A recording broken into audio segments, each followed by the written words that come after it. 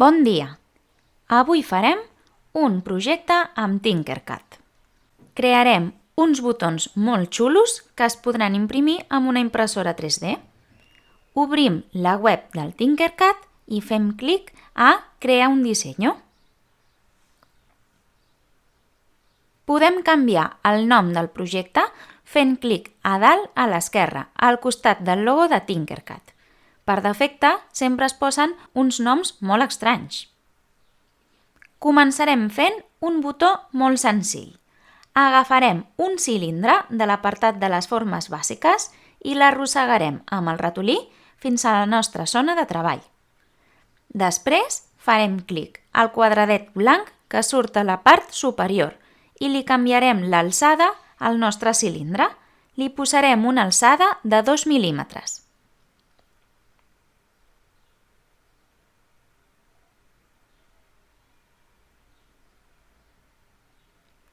Quan ho tinguem, farem que aquest botó sigui més petit. Farem clic a sobre del botó i després clicarem una de les seves cantonades, que tenen forma de quadradets blancs. Canviarem, amb ajuda del teclat, les dues mides que apareixen i posarem el número 16. Així farem que el botó faci 16 mil·límetres. Recordeu que podem fer zoom amb la rodeta del ratolí. Ara farem els forats del nostre botó per poder-los cosir a una camisa o a una altra peça de roba. Arrossegarem el cilindre transparent a la zona de treball i li canviarem les mides. Haurem de clicar un altre cop una de les cantonades en forma de quadradet blanc perquè surtin les seves dimensions. Farem que el forat mesuri 3 per 3 mil·límetres. Quan ja el tinguem, amb ajuda del nostre ratolí, arrossegarem aquest forat a sobre del nostre botó. Fem zoom per mirar que el nostre forat estigui al centre i quan el tinguem, clicarem al botó de duplicar. El botó de duplicar s'ubica al costat de la paperera. Quan es duplica un objecte, sempre surt just a sobre de l'anterior. Haurem d'ajudar-nos del nostre ratolí o de les fletxes del teclat per moure aquest forat i posar-lo al costat de l'altre. Quan ho tinguem tot, seleccionem el nostre botó i els dos forats i després fem clic al botó Agrupar. Si ho hem fet bé, veureu com els forats es fan immediatament en el nostre cilindre del nostre botó i ja no es veuran els cilindres transparents. Aquest botó era molt senzill. Ara farem un que serà molt més complex.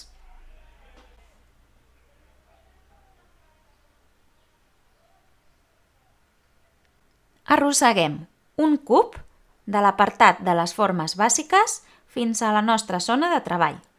Perquè el botó acabat no ens molesti, l'apartarem a una de les cantonades, ben lluny.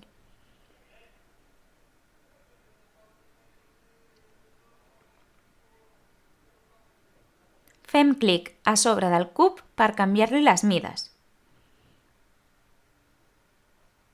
Farem que un dels costats mesuri 8 mil·límetres. També li canviarem l'alçada de la peça.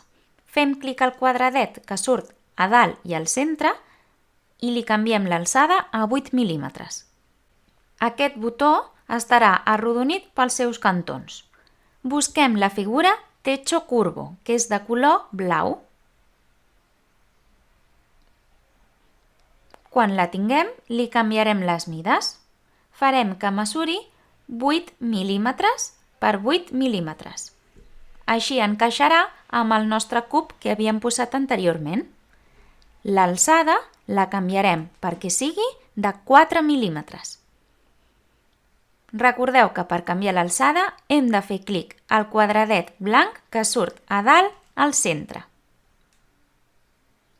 Ara haurem de col·locar aquesta forma al costat del nostre cub, però primer l'haurem de girar. Ens posem de perfil amb la càmera i això ho podem fer amb el botó de la dreta del nostre ratolí mentre l'apretem i el movem i escrivim a la fletxa de girar, que sortirà a la part superior, el número 90 o menys 90, depenent de quin costat volem que es mogui la nostra figura. Perquè encaixin bé, ens ajudarem del nostre teclat. Farem servir les fletxes. Fixeu-vos bé, girant la càmera, que les dues peces estiguin a la mateixa alçada i que no passi que una estigui més a baix que l'altra, perquè si no, no encaixaran bé. Ens ajudem de les fletxes del teclat per col·locar bé aquesta forma i que coincideixi totalment amb el nostre cub.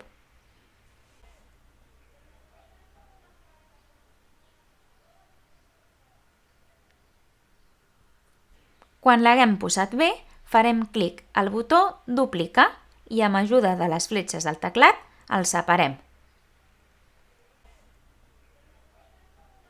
Veureu, si esteu fent servir la càmera superior, que surt una altra fletxa per girar al terra. Clicarem aquesta fletxa i escriurem el número 180. 180 graus sempre és mitja volta. Ara mourem amb el nostre ratolí i amb el nostre teclat aquesta peça fins l'altre costat del botó, fins que coincideixi.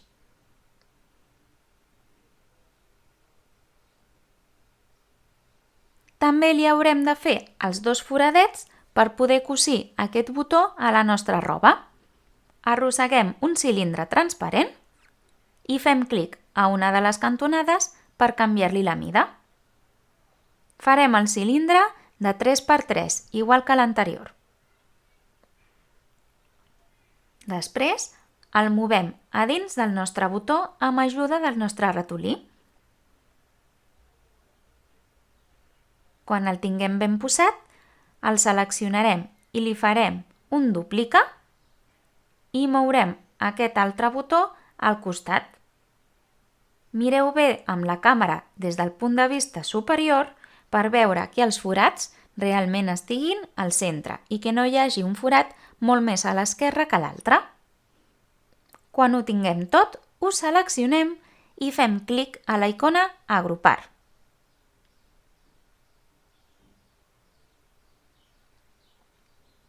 Ja tenim fet el nostre segon botó. Ara farem el tercer i l'últim, que serà el més complicat de tots. Us animeu? Allunyem el botó acabat a una de les cantonades de la nostra zona de treball per poder tenir més espai per treballar. Aquest botó el farem en forma de flor, una flor de 5 pètals. Farem servir com a primera forma el nostre cilindre. Arrosseguem el cilindre a la zona de treball i piquem una de les cantonades per canviar-li la mida. Farem que el cilindre mesuri 6x6. Canviarem també la seva alçada. Li posarem una alçada de 2 mil·límetres. I aquesta rodoneta servirà per fer un dels pètals de la nostra flor. Quan el tinguem acabat, li donarem clic al botó Duplicar.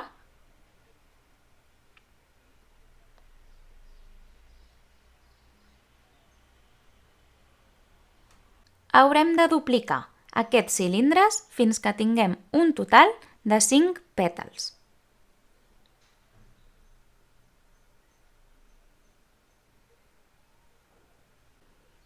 Acabem d'ajustar els pètals fent clic sobre d'ells i movent-los amb les fletxes del nostre teclat.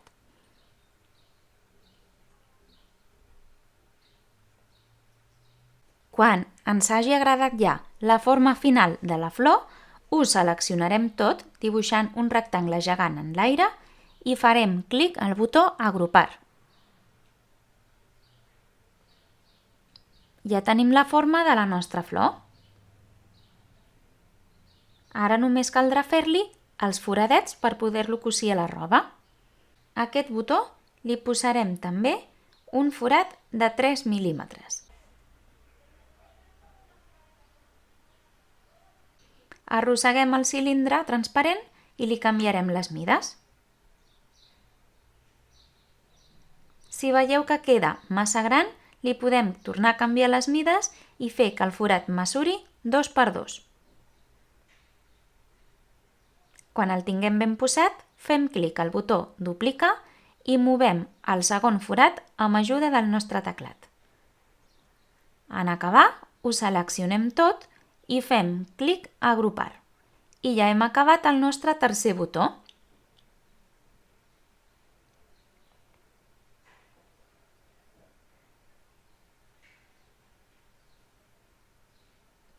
Heu fet una gran feina. Recordeu que podeu canviar els colors dels botons fent clic a la boleta de color de Sólido.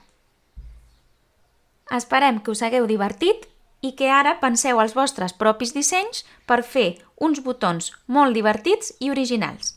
Fins la propera!